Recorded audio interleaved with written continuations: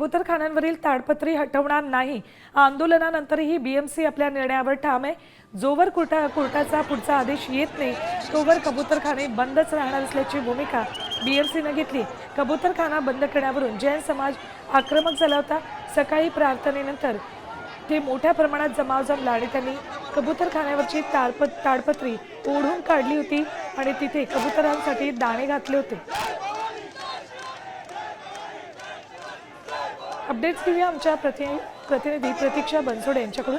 प्रतीक्षा, BMC आपल्या निर्णयावर ठाम दिसते, काय अपडेट्स आहेत याबाबतचे?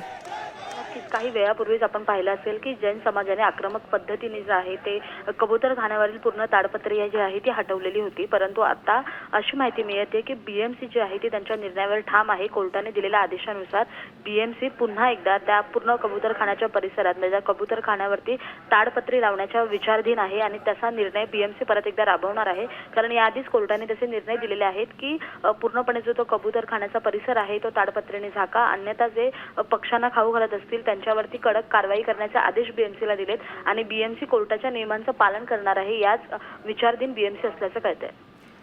धन्यवाद प्रतीक्षा संपूर्ण माहितीसाठी।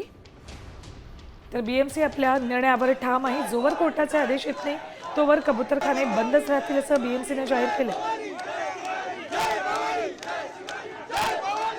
चा अवमान व्हावा असं आंदोलकाचं कुठेही तिथं म्हणणं नव्हतं, फक्त हा जीव वाचला पाहिजे।